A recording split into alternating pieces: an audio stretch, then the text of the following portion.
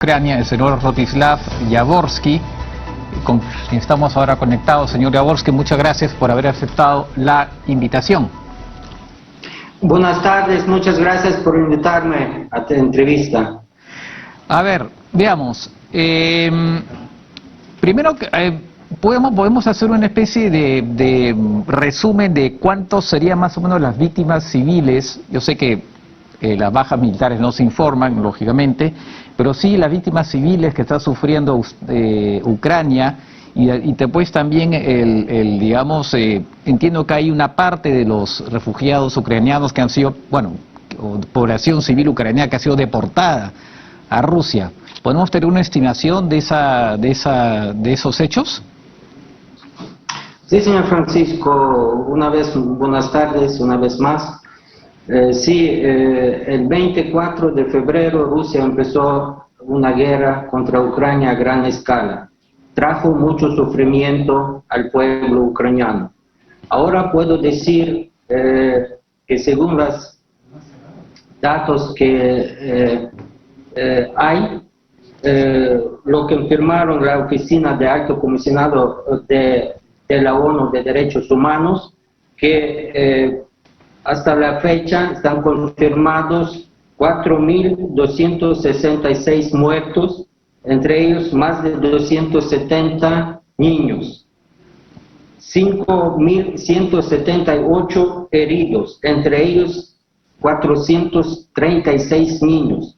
Obviamente que estas cifras no son exactas, son más altas debido a que la parte ucraniana no tiene acceso a las zonas bélicas, no hay cómo contar la cantidad exacta de los muertos entre los civiles. De acuerdo. Las declaraciones públicas de Rusia de que sus ataques están dirigidos únicamente a objetivos militares son falsas. Las tropas hasta hoy día están continuando destruyendo ciudades ucranianas con ataques de misiles y artillería pesada. Casi 220.000 personas perdieron sus hogares. Más de 13.000 instalaciones de infraestructura civil fueron destruidas y dañadas, incluidas carreteras y puentes, instituciones educativas y médicas, redes de agua, de electricidad, sitios culturales y religiosos. Muchas zonas están minadas. La peor situación se ubica en las localidades a lo largo de la línea del frente, en las ocupadas temporalmente por Rusia. Hay cifra que cerca de 1 millón de ucranianos eran forzosamente deportadas a Rusia, entre ellos cerca de 200.000 son niños. ¿Se sabe más o menos a qué partes de Rusia las están llevando esas personas? ¿A Siberia o más cerca? ¿Tienen alguna información sobre eso? Bueno, eso fue llevado a Rusia, exactamente no sé a cuáles localidades, pero fueron llevados a territorio ruso.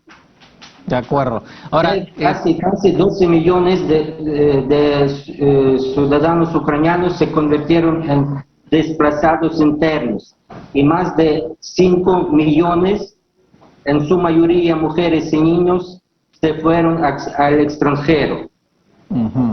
De acuerdo, efectivamente son cifras impresionantes. Entiendo que en Mariupol, claro, Mariupol está ahora destruida un 90%, lo cual hace que la indicación rusa de que solamente atacan blancos civiles, pues no pierde bastante peso. Entiendo que se calcula que han muerto por lo menos 21.000 personas en los bombardeos de Mariupol. Estaba leyendo una noticia donde parece que están todos los días sacando entre 50 y 100 cadáveres de los edificios de Mariupol. Sí, ciudad Mariupol tiene situación muy grave debido a que casi toda la ciudad está destruida. Sí, debido a que estaba rodeada, está rodeada allá esta ciudad, no hay cómo calcular estas cifras exactas de los muertos. Pero imagínense, desde que empezó la guerra criminal de Rusia contra Ucrania, Rusia ya lanzó más de 2.500 misiles, bombas. Eso provocó obviamente muchas destrucciones, sufrimiento, la muerte entre la gente civil. De acuerdo. ¿Tienen también una estimación de lo que son hasta ahora las pérdidas económicas para Ucrania? Una cifra más o menos aproximada. Situación económica, pérdidas económicas, le voy a mencionar lo siguiente. A partir del 1 de junio, el Producto Interno Bruto de Ucrania cayó un 35%. El déficit presupuestario mensual causado por la guerra es de casi 5.000 millones de dólares. La invasión de Rusia ha dañado o destruido hasta 30% de la estructura de Ucrania a un costo de 100.000 millones de dólares. La estructura general y las pérdidas económicas ya han superado los 600.000 millones de dólares. Ya, o sea que eso es más que las reservas que fueron las reservas de Rusia del Banco Central. O sea, las pérdidas que les han ocasionado a Ucrania tendrían que ser remorsadas íntegramente por las reservas del Banco Central de Rusia, en todo caso. Sí, estamos esforzando y gracias a nuestros socios, esfuerzos de nuestros socios internacionales, algunos activos rusos ya fueron congelados y estamos ahorita manejando de qué manera estos activos pueden ser dirigidos en calidad de indemnización por daño que hizo Rusia. De acuerdo. Ahora, claro, eso evidentemente tiene algunos problemas legales que van a tener que ser resueltos. No es tan fácil, efectivamente, una vez que se congela y pasarlos después, ¿no? Confiscarlos, plantea problemas jurídicos en estos momentos, ¿no? Entiendo que en Francia ahora hay un yate de un oligarca ruso que ahora sí que ha sido embargado y la justicia ya lo va a confiscar y eso representa pues algunas decenas de millones de dólares. Quería preguntarle también el tema de las ayudas del extranjero, de sus aliados, tanto a nivel de armas como económicas. Entiendo que cada vez más Ucrania está recibiendo armas, digamos, importantes, ¿no? Los norteamericanos están enviando unos cañones muy precisos, creo que es en P777, después van a enviar también unas baterías de cohetes que son muy eficientes. ¿Cuándo estiman ustedes? Entiendo que algunas ya han llegado a Rusia, pero necesitan que los soldados ucranianos aprendan a manejarlas. ¿Cuándo estiman ustedes que podrían estar ya esas armas en funcionamiento en el frente? Sí, usted tiene razón. Muchos de nuestros socios internacionales, en primer lugar Estados Unidos, están apoyando fuertemente a Ucrania, abasteciendo armas al ejército ucraniano. Los Estados Unidos y otros socios internacionales confían en nosotros, ven que nosotros estamos firmes, fuertes, y nos envían esta arma que necesita para la victoria ucraniana. Los soldados ucranianos son bien entrenados, capacitados y manejan por 2-3 días, aprenden y ya aprendieron muchas nuevas armas para manejar y usarlo en la batalla. Damos bien fuerte, resistimos, la población y ejército ucraniano está decidido para ganar en esta batalla con Rusia. De acuerdo. En todo caso, lo que sí se puede prever es que va a ser una guerra larga, ¿no? O sea que todavía hay algunos meses todavía por lo menos de guerra, ¿no? Lo que vemos que sí, Rusia está preparándose a una guerra a largo plazo, rebasteciendo constantemente sus fuerzas de ocupación, esperando que el mundo posiblemente se cansa por la guerra, debilita la asistencia brindada a Ucrania, pero Ucrania con apoyo de nuestros socios luchará mientras será necesario para ganar. No aceptaremos el conflicto, como se entiende, congelado. La victoria de Ucrania significaría restaurar nuestra soberanía e integridad territorial dentro de las fronteras internacionalmente reconocidas. De acuerdo. Ahora, también están recibiendo ayuda financiera, ¿no? Entiendo, no sé si es el Fondo Monetario, algunas instituciones financieras también en Europa están haciendo llegar a Ucrania, había un desembolso, me parece, de la Unión Europea también para que puedan, digamos, compensar un poco las pérdidas que están teniendo, ¿no? Sí, estamos recibiendo ayuda financiera. Hace unos días recibimos del Banco Mundial 1.4 billones de dólares como ayuda económica a Ucrania. También muchos países, entre ellos Unión Europea, Estados Unidos, Polonia, proporcionan de su parte ayuda financiera. También es muy importante para apoyo de Ucrania que estos países abrieron sus mercados para productos ucranianos para que sean exportados sin aranceles. Esto significa mucho para nosotros. De acuerdo. Y estamos muy agradecidos. De acuerdo, muy bien. Ahora, pasemos a la parte del trigo, ¿no? Este tema que está preocupando mucho al mundo porque tras el bloqueo, sobre todo el bloqueo de las exportaciones ucranianas, entiendo que hay como 20 millones de toneladas de trigo que están en la zona del puerto de Odesa. Y como informábamos hace un rato, han habido conversaciones en Turquía y parece que no se llega a un acuerdo porque Rusia pretende también que sus barcos, digamos, Ucrania pidió que sean más bien barcos turcos, que sean lo que acompañan a los barcos, ¿no?, que van a llevar este trigo, pero Rusia quiere que también sus barcos sean parte de la escolta de esos barcos que van a llevar el trigo. Aparentemente no se está llegando a ningún acuerdo y es muy posible que no se llegue a ningún acuerdo, ¿no?, sobre el tema del trigo ucraniano.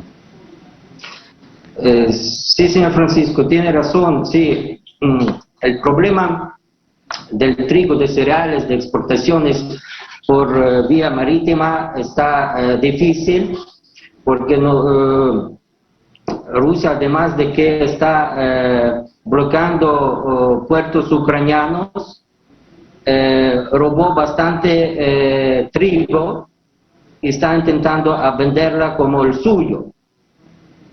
No hay seguridad que si nosotros conseguimos a través de algunos países mediadores en este asunto, que Rusia va a cumplir sus obligaciones. No estamos 100% seguros que Rusia, cuando se va a abrir algún corredor para exportación de alimentos, entre ellos trigo, no va a empezar a disparar para poder ocupar Odesa.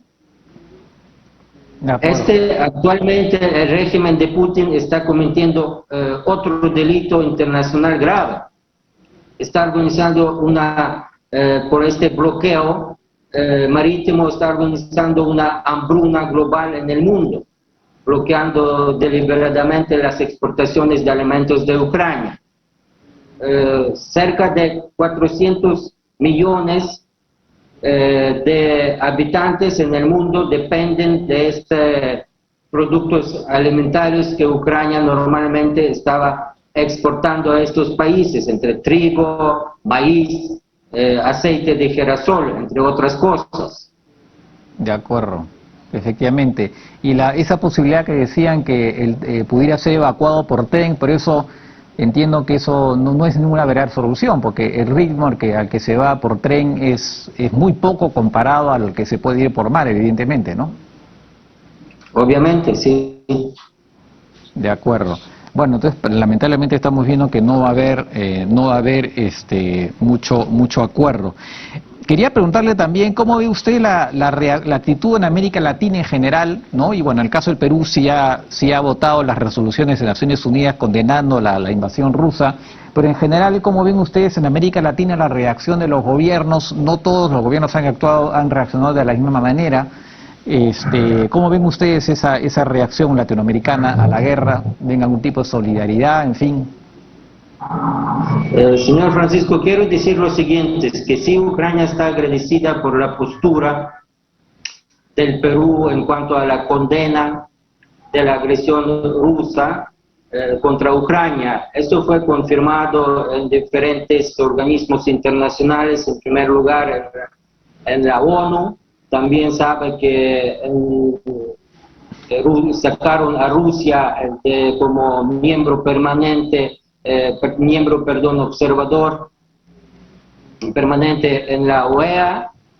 En abril pasado sacaron de la OEA, pero debido a estas atrocidades que está continuando haciendo el ejército ruso por órdenes de Kremlin, nosotros solicitamos y exigimos para que las declaraciones sean acompañadas con más acciones concretas, como por ejemplo adherirse a las sanciones internacionales económicas y financieras aplicadas por socios internacionales nuestros contra Rusia.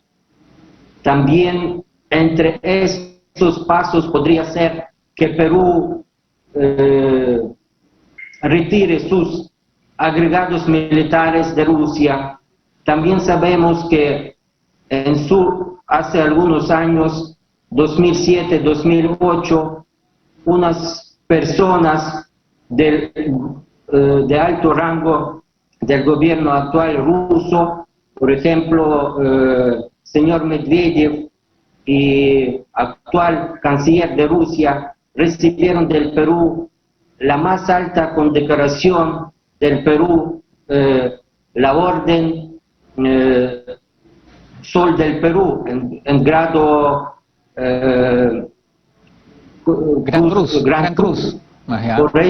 Por eso sería, creo que estas personas que están justificando falsamente y apoyando la agresión rusa contra Ucrania no merecen tener honor de tener esta condecoración. Por eso ya la embajada envió la solicitud a la Cancillería para que se anule, se cancela esta condecoración de estas personas. De acuerdo, de acuerdo. Bueno, me imagino que el gobierno habrá tomado nota, así que pues vamos a ver cuál va a ser la reacción a ese pedido. Muy bien, señor Jaworski, muy interesante. Bueno, y gracias por estas explicaciones. Esperemos que efectivamente, la invasión sea rechazada totalmente. Eso va a significar, obviamente, todavía varios meses de guerra, porque también hay el tema de que un cese del fuego prematuro significaría en estos momentos, como han dicho los propios ucranianos, el propio presidente ucraniano lo ha dicho también, que significaría en el fondo premiar a Rusia para que se quede con los territorios que ya tiene ocupados en estos momentos, ¿no? Sí, nuestra tarea es derrotar por medios militares a Rusia, para demostrar a Rusia que no debe violar normas del derecho internacional. Estamos luchando por valores comunes para establecer la paz y seguridad más firme en todo el mundo. De acuerdo. Muy bien, muchas gracias nuevamente, pues y como digo, pues probablemente tendremos oportunidad de conversar nuevamente en algún momento. Gracias. Gracias a usted. Buenas tardes.